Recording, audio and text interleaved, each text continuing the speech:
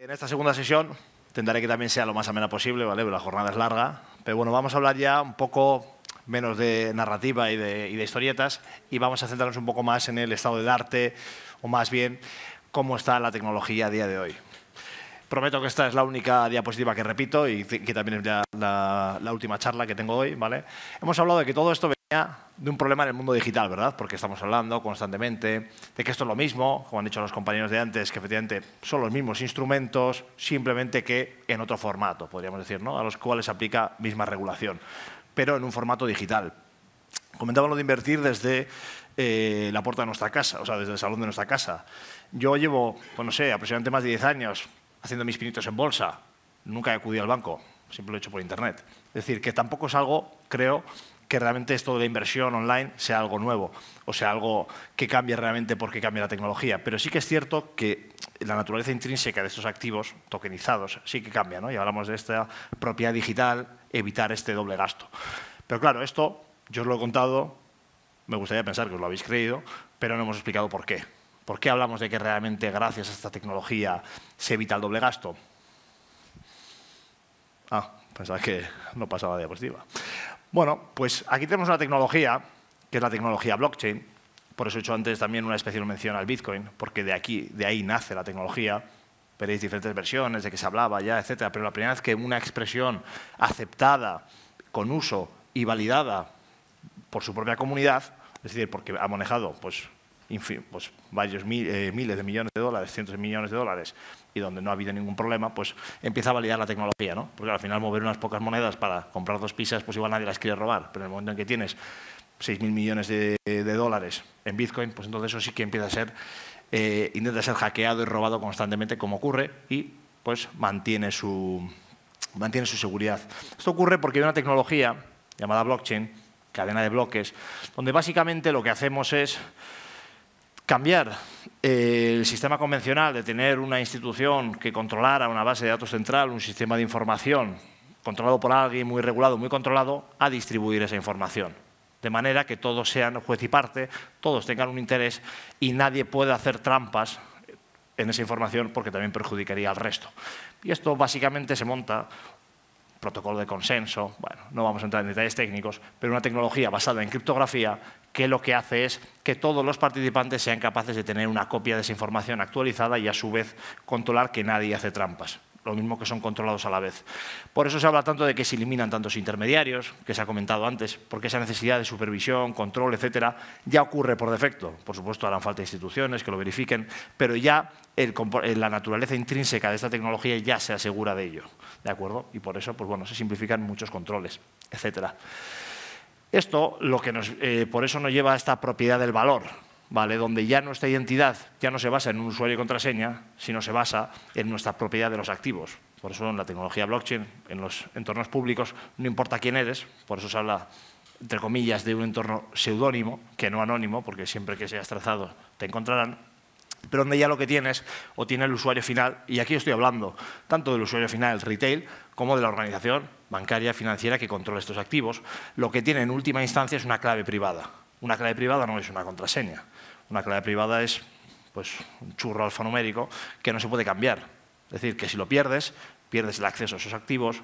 Si alguien te roba esa clave, tendrá control total sobre esos activos y eso ocurre mucho. Acordaros de esto porque lo veremos al final. Al final, simplemente para acceder a esos activos, esto es un ejemplo de una wallet en el mundo tradicional, en el mundo institucional pues existen diferentes alternativas más sofisticadas, también esta custodia se externaliza, pero todo a nivel técnico se resume en una clave privada que da control total sobre ciertos activos. ¿De acuerdo? Y eso es un poco el precio que hay que pagar a nivel de experiencia de usuario para usuarios finales pues, en el uso de esta tecnología.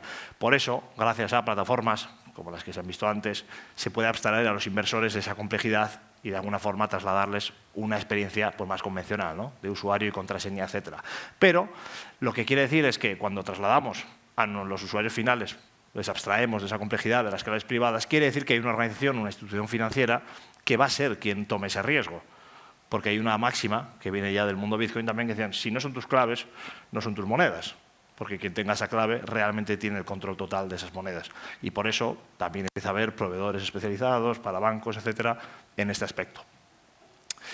Y para mí un concepto que para mí lo cambia todo, de hecho en mi caso personal fue lo que realmente me empezó a hacer involucrarme en esto cuando descubrí este concepto de los smart contracts. Porque una moneda descentralizada, que no controla a nadie, que no necesita un punto central para funcionar, pues es interesante, pero bueno, no permitía tampoco darse demasiado a la creatividad, ¿verdad? Por lo menos yo que vengo del mundo de la tecnología.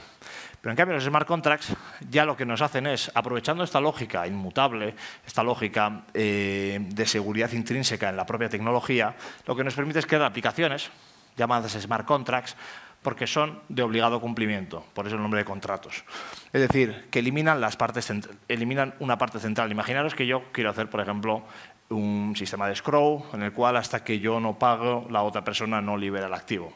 Algo muy habitual que en el mundo de Internet, entre desconocidos, pues siempre se daba fraudes, era un gran problema.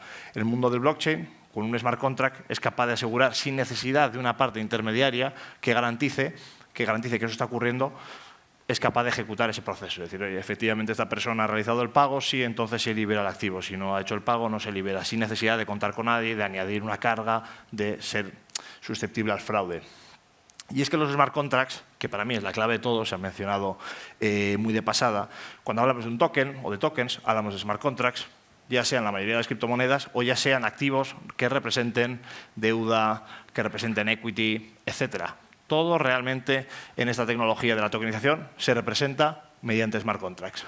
¿Qué es un smart contract? Bueno, podríamos entenderlo como un contrato predefinido, una serie de reglas e instrucciones que al final deben cumplirse y que se aseguran gracias a la tecnología.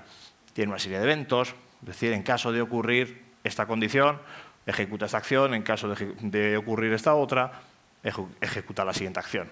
Todas esas reglas están pactadas, sus eventos ya están previamente dados, escritos, acordados entre las partes y su ejecución es obligatoria. Y de hecho se ejecuta automáticamente. Es decir, no hay opción de saltárselo. De hecho no hay nadie a quien quejarse. Es tecnología, son matemáticas, es criptografía que asegura que eso ocurra de esa manera. Y eso nos lleva también a una propiedad, debido a que pues, se ejecuta automáticamente o se ejecuta de manera inmediata. Es lo que nos lleva, por ejemplo, a estos pagos inmediatos de lo que hablamos, liquidación en T+0, inmediata, etc. Y tiene un componente que comento ahí, la ejecución es atómica, nadie piensa en Chernóbil. Cuando hablamos de la atomicidad, ¿vale? Estamos hablando para mi gusto, y una vez que conoces ese concepto, lo que lo cambia todo, y es que tú eres capaz, imaginaros en esta primera situación que os comento, tiene que darse, hay un pagador que tiene que hacer un pago para que se libere un activo. Pues eso, en el mundo tradicional, si yo lo quisiera programar con tecnología, crear una aplicación para ello, pues a lo mejor podría darse que se hace un primer pago y la aplicación se rompe, o se cae a Internet, se estropea, pero yo se ha hecho un pago y la otra liberación del activo, por ejemplo, no se ha ejecutado. Bueno, solo se ejecuta una parte, ¿no? O tengo que programar 3 pagos y, por lo que sea, tengo que asegurarme de que los 3 pagos se hagan o no se haga ninguno. Pues bueno, eso puede ocurrir en un sistema convencional, puede ocurrir que he hecho un pago o 2 y hay un problema, un corte, el servidor se cae y no termina la operación. Eso ocurre y ocurre de manera bastante frecuente. En cambio, lo que me da en los smart contracts es que por diseño eso no ocurra. Es decir, o se cumplen todas las condiciones, todas las instrucciones dadas en el smart contract para esa operación, o se revoca automáticamente al punto inicial y no ocurre ninguna. Lo que da pues, un nivel de seguridad muy grande y es lo que conocemos como la atomicidad de los smart contracts. Y para mí es algo que cambia la naturaleza de las operaciones de este tipo, ¿no? Y al final, cuando hablamos de tokenización, un token, ya lo han dicho los compañeros, no penséis en otras cosas raras, simplemente estamos hablando de lo mismo, en otro formato, tecnológico, con otras capacidades, ¿no?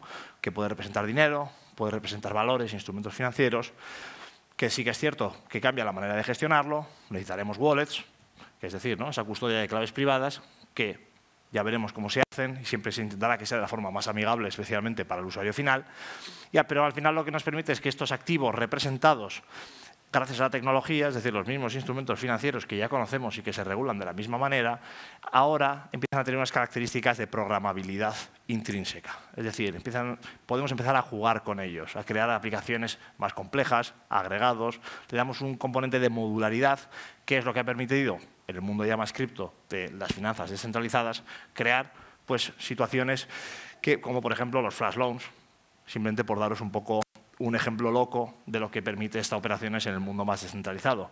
Gracias a la atomicidad, que os comentaba antes, existen mecanismos ya desde hace varios años donde tú eres capaz en una sola transacción de blockchain en pedir un préstamo, realizar una operación financiera con un alto apalancamiento, por ejemplo, y si esa transacción sale mal, es decir, no consigues un beneficio, automáticamente se revoca y es como si no hubieras pedido el préstamo. ¿Y cómo eso es posible? Pues eso es posible gracias a la atomicidad.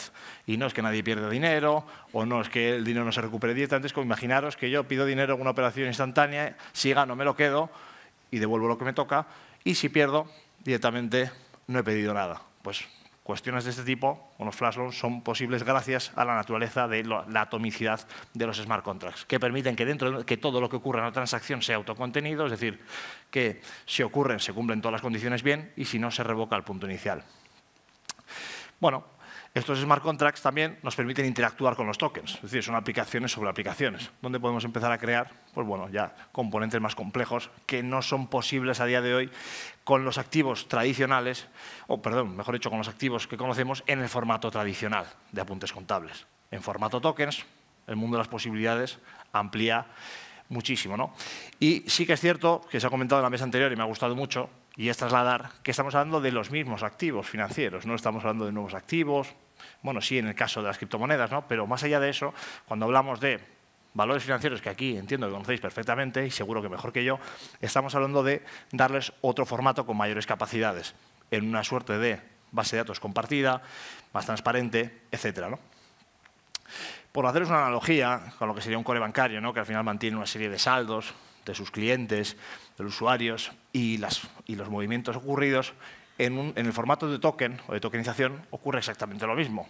Simplemente es un sistema de cuentas en el cual se ve pues bueno, cuánto saldo tiene cada uno y sus movimientos. Lo que pasa es que a esos saldos además se les agrega un componente de programabilidad, en los cuales, por supuesto, empiezan a tener una transferibilidad con liquidación instantánea, es decir, operaciones en tiempo real.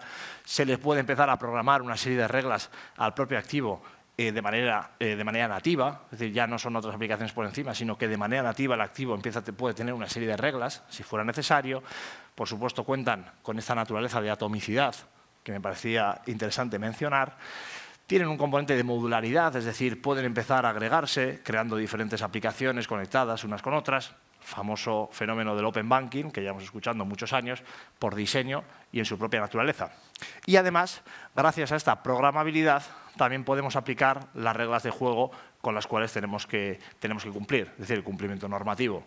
Todas aquellas reglas que necesitemos aplicar a un activo, por lo que sea, se le pueden ya incluir de manera nativa. También por eso, desde la Comisión Europea, etcétera, están interesados en esto, porque permite evitar pues, muchísimos problemas de blanqueo de capitales, de uso indebido de los activos, etcétera. Pero hay algo que tenemos que conocer también, otro de los riesgos, ¿no? Esto no iba a ser todo ventajas, y es el impacto de la inmutabilidad. Hablamos de que blockchain es inmutable, si yo escribo un dato en blockchain, ese dato no se borra, ese dato queda para siempre. Eso es algo que ocurre porque no se pueden hacer trampas, ¿no? Gracias a eso, yo si hago una transferencia no puedo decir que tengo un saldo que no tenía, ni puedo modificar nada, porque todo lo que se ha escrito así queda escrito. Por tanto, cuando vamos hacia esta tecnología tenemos que ser conscientes de ello. Cuando construimos aplicaciones en tecnología blockchain tenemos que saber que, como cometamos un error de filtración de datos personales, etcétera, eso va a quedar persistido para siempre y más si cabe en redes de naturaleza pública, ¿de acuerdo? Y bueno, pues es algo que hay que mencionar. Esa inmutabilidad también, además de esta, hay que sumarle la transparencia total que tiene blockchain por defecto. En cualquier red pública yo puedo consultar el saldo de cualquier wallet, puedo ver el número de activos que tiene, puedo ver el valor de los mismos, etcétera, de manera totalmente transparente. Por supuesto, para evitar eso, también se están construyendo aplicaciones, trabajamos en soluciones que den una mayor privacidad a todo esto. Pero por defecto, es decir, por diseño, la tecnología blockchain funciona así. Es inmutable, dato que introducimos, dato que se queda y no se borra, y transacción que se realiza queda reflejada para todo el mundo. Por tanto, estamos hablando de una tecnología con múltiples posibilidades, pero a la cual también tenemos que enfrentarnos o abordarla con una manera, no diría cautelosa, pero sí con un conocimiento sobre la misma, ¿de acuerdo? Y además, pues bueno, también blockchain plantea ciertos retos. Esta tecnología es muy segura, porque bueno, tiene un comportamiento que se denomina determinístico, ¿vale? Es decir, que todos sus datos son autocontenidos. Es decir, una blockchain no es capaz de comunicarse con ningún otro sistema de información exterior. Una blockchain no es capaz de hablar con otra blockchain, ni tampoco es capaz de hablar con Internet. No puede extraer ningún dato del exterior. Eso es lo que es la base de su seguridad, que todos los datos provienen de manera nativa de la propia blockchain. Por eso también puede evitarse el fraude y puede asegurarse un nivel de seguridad muy alto. Pero para ello, pues hacen falta soluciones como lo que se denominan los oráculos, que no voy a entrar en ello porque daría para una sesión, incluso para varias, pero y ya hay proveedores especializados también en esto, en incluir soluciones que nos permitan que la información del exterior relevante para nuestro caso de negocio sea incluido, lo tengamos o haya disponibilidad del mismo en blockchain, de manera que los smart contracts puedan ver o cumplir esa promesa de aplicaciones, y ya está ocurriendo. De hecho, pues tenemos una empresa de referencia como es Chainlink, que pues bueno, ahora mismo ya presumen, ¿no?, de tener guardados más de 41.000 millones en dólares. Trabajan con Euroclear, con SWIFT y con las principales instituciones financieras del mundo, precisamente en dotar de la información necesaria del mundo exterior a la tecnología blockchain para que podamos construir aplicaciones basadas en smart contracts en un entorno financiero, ¿no?, y que tengamos datos seguros, con garantía de origen, etcétera, y que los smart contracts puedan cumplir. Es decir, que las aplicaciones financieras que construyamos, que sean atómicas, etcétera, pues tengan también una información fiable y certificada. Pero bueno, vuelvo a la parte de los riesgos, o sigo. Tenemos que tener en cuenta que también esto pues tiene unos riesgos. Es decir, no podemos abordarlo o enfrentarlo sin conocimiento, pensando que como ya conocemos los entornos convencionales o la tecnología en general, ya esto nos sirve, porque requiere de conocer una serie de problemáticas específicas de este entorno. Por ejemplo, esto ya aplica más a instituciones financieras que ofrecen cripto a sus clientes. De hecho, en España ya son varios bancos, es decir, ya no solamente cuestión de los exchanges. Podemos ver que pues bueno, la cantidad de dinero que se roba cada año, y todos estos datos están medidos en billones de dólares, ¿vale? Este último año solamente se han robado 2,2 billones, casi el doble hace 2 años, pero el número de ataques sí que es lo que no ha parado de aumentar. El número de ataques, perdón, el número de robos. Es decir, que estamos ante algo que, como todo el mundo conoce y todo el mundo sabe en este entorno, que quien tiene la clave privada controla el activo, pues los ataques son muy frecuentes. Y da igual que seas un banco, porque si te roban la clave privada, te roban los activos. Y esos activos ya no se sabe dónde están, porque hay expertos en todo esto en blanquear ese dinero posteriormente. De hecho, es un mundo bastante más complejo de lo que podemos intuir a priori. Y de hecho, pues si vemos, prácticamente la mitad de los casos por los cuales se roban estos criptoactivos viene siempre por comprometer la clave privada. Es decir, de alguna forma, el proveedor tecnológico, la institución financiera, etcétera, pues ha cometido un error, ha sufrido un hackeo y le han robado la clave privada, le han robado los criptoactivos. No ocurre esto, eso es cierto, en el caso de títulos financieros emitidos en tecnología blockchain, porque al final, como bien se ha comentado antes, si a mí me roban el token que yo he comprado a través de Token City representando esa deuda, pues podrá muy fácilmente retomarlo.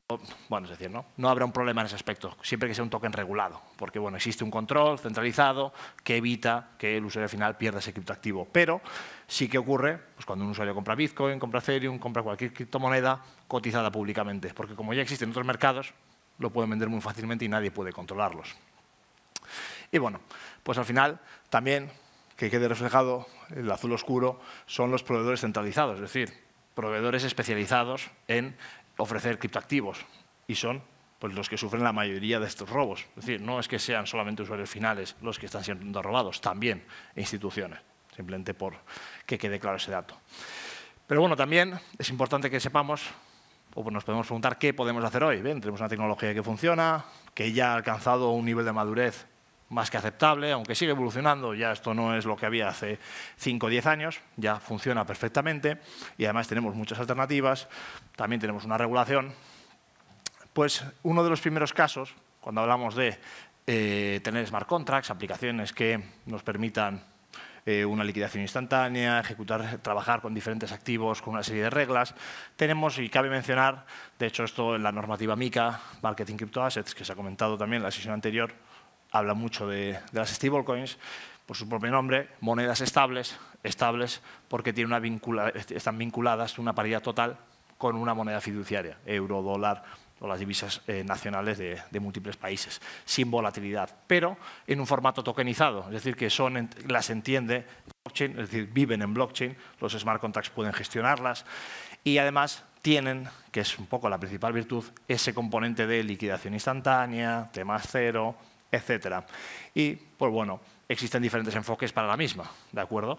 Y de hecho, pues ahí es un dato curioso. Hay algunas, por ejemplo, respaldadas directamente en el propio subyacente, es decir, que como colateral lo que tienen son dólares y por eso emiten dólares, que es lo que exige la normativa europea MiCA, pero existen, por ejemplo, otras, como USDT, que no está regulada por MiCA y que es la principal y la más utilizada en el mundo, curiosamente, y ni siquiera está respaldada solo por dólares, está respaldada también por otros activos, entre los cuales se incluye Bitcoin, ¿de acuerdo? Y luego, bueno, pues hay otros experimentos donde se habla de stablecoins algorítmicas, etcétera, ¿vale? Que ni siquiera están vinculadas por activos, sino por préstamos. Pero bueno, eso ya es otro capítulo. Quedaros con que tenemos stablecoins, como son USDC, en el caso del dólar, también existe la versión EURC, la versión del euro, totalmente regulada por MiCA, que se puede empezar a utilizar ya, bueno, de hecho ya se utiliza, y con este componente de liquidación instantánea, ¿no? Totalmente regulado, bajo la ley europea, etcétera.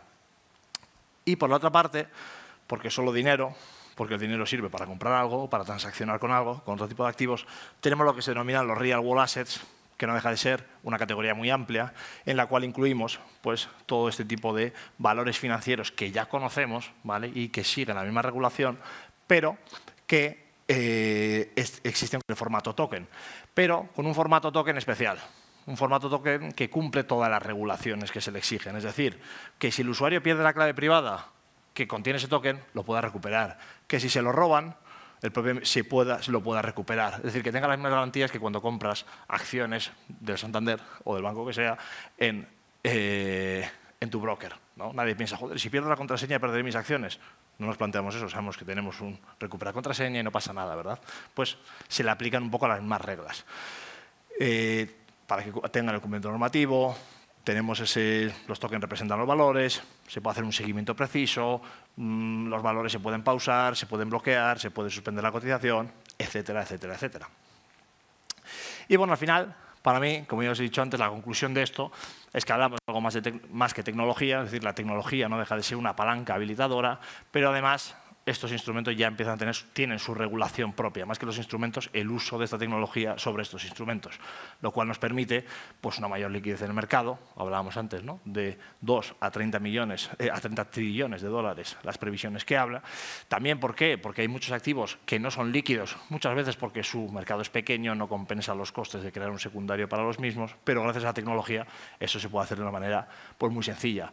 También permite el fraccionamiento de estos activos y permite crear pues, escenarios y aplicaciones mucho más innovadoras, dividiendo en múltiples partes activos posiblemente pues más costosos de colocar directamente, lo cual también ayuda a la liquidez, las transferencias instantáneas, esta liquidación instantánea que también comentábamos antes, usar estos tokens como garantía, es decir, préstamos pignorados de una manera mucho más sencilla y automática, una transparencia total del proceso, lo cual simplifica muchísimo la auditoría e incluso se puede automatizar, es decir, la auditoría viene prácticamente por diseño y estas capacidades, ¿no? De modularización, crear nuevas aplicaciones interconectadas, automatizadas y además con un componente de seguridad mayor, lo cual reduce muchísimo los costes y para mí esa es la base de esta tecnología, porque si no simplemente hablaríamos de algo que nos mola, pero en este caso estamos hablando de algo que soluciona muchos problemas, que simplifica muchos procesos, que reduce muchos costes y lo cual también lleva a la creación pues, de nuevos casos de negocio, ¿no? Como estamos viendo.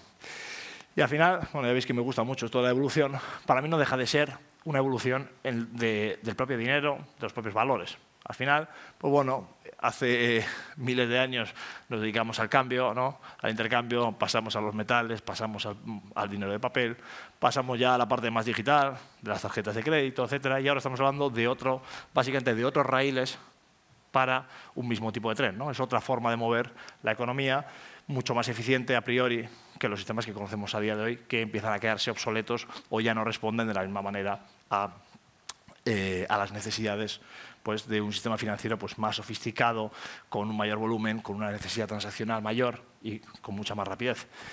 Y bueno, pues eso ha sido todo. Espero haber resuelto algunos conceptos que hayan quedado en el aire y, bueno, si tenéis cualquier duda, hablad ahora o callad para siempre, como dicen en las bodas. ¿Veo alguna mano levantada? Hola, muchas gracias, Alex, por la exposición. A ti. Una pregunta en relación a la seguridad y a la custodia de esas claves. ¿Qué método se entiende que es el más seguro de custodia?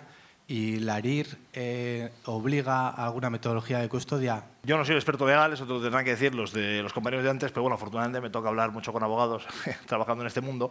Y lo que te exige el enfoque habitual y lo que también te exige la normativa MiCA es que tú como emisor tampoco no controles todas esas wallets, por tanto, pero existen varios proveedores regulados también por MiCA, con licencia, que ofrecen esas wallets para los usuarios, para que no haya esos problemas de seguridad y además tampoco que los afrontes tú directamente como plataforma. Es decir, existen proveedores especializados, disponibles a diferentes niveles de coste en función de la sofisticación de la solución, que pueden incluso embeberse dentro de la propia solución y que ya ofrecen esa custodia, esa gestión de claves y para ahorrar un poco todos esos problemas. Muchas gracias, Alex, por las transparencias. Bueno, la pregunta anterior viene bastante bien por una pregunta que también me surgía desde el desconocimiento. Te preguntaba por los avances de los últimos 2-3 meses en relación con computación cuántica y los riesgos que puede suponer para las bases de encriptación y de custodia que comentaba mi compañero del blockchain. Insisto, desde el desconocimiento, ¿esto es un riesgo real para el blockchain o los sistemas de encriptación siempre van a ir un paso por delante de las capacidades actuales de la computación cuántica? Muchas gracias. A ti. Pues muy buena pregunta. Efectivamente es un recurrente, llevamos oyéndolo años, la computación cuántica va a destruir Bitcoin. Porque es cierto que el Bitcoin y la mayoría de las tecnologías blockchain pues, se basan en métodos criptográficos convencionales, es decir, ya conocidos y no antiguos, pero que ya maduros, digamos. Y efectivamente con la computación cuántica, el día que sea una realidad, es decir, no el día que tengamos lo que hay hoy, que con todos mis respetos todavía dista mucho de ser ordenadores cuánticos en sus máximas capacidades, podrán a priori ser capaces de romper efectivamente los cifrados criptográficos que utiliza la tecnología blockchain, o al menos la gran mayoría, que no utilizan cifrados postcuánticos. Eso es cierto. Ahora bien, estamos hablando de que la tecnología blockchain puede ser actualizada en cualquier momento. Es decir, el mecanismo de consenso que utilizan a día de hoy, criptográfico, puede ser sustituido de un día para otro, en cuestión de minutos, por otro distinto que sea postcuántico. Es decir, en el momento en que se intuya la amenaza solvente de que un ordenador cuántico de cualquier tipo es capaz de romper el cifrado de la tecnología blockchain, ese cambio se puede hacer automáticamente. Ya existen los cifrados postcuánticos, no se utilizan por diferentes motivos, porque no son tampoco tan prácticos, pero ese cambio se puede hacer el switch, se puede hacer inmediatamente. Pero además te voy a añadir otro punto, y es, además de eso, es el coste de oportunidad. Si yo fuera recientemente salió una fake news de unos chinos, como no, que con un computador cuántico habían conseguido hackear Bitcoin, ¿no?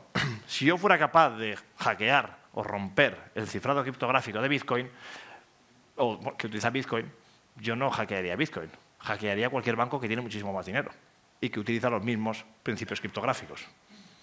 Es decir, que realmente no, cuando se habla de que la computación cuántica pone en riesgo a la tecnología blockchain, es cierto, pero pone en jaque a la economía global y a todas las instituciones financieras que utilizan los mismos principios criptográficos, que al final se basan en estándares. Muchas gracias, Alex, por la presentación. Yo creo que ha quedado claro cuáles son los aspectos que ves más positivos de esta tecnología. Hay dos cuestiones que me llaman la atención como potenciales problemas, quizás es por desconocimiento. El primero de ellos tiene que ver con el ataque del 50+1, porque has comentado que es inmutable, que es extremadamente seguro, pero entiendo que en ciertas condiciones podrían cambiarte la cadena de bloques entera y tú no te puedes enterar.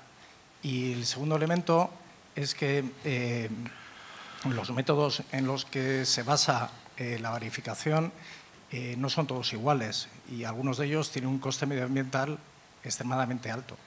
Entonces, claro, hay blockchain y blockchain y este tema no has elaborado nada. Muy bien, buen punto. Puntos interesantes que podía haber mencionado, efectivamente, pero al final no quería, ya me dijo Lesuri que me mantuviera en la agenda, así que no podía hablar de todo. Pero sí, muy buen punto, los dos que has comentado. Ataque del 51%, el famoso ataque del 51%, efectivamente, la red blockchain se basa en el consenso. Consenso es votación.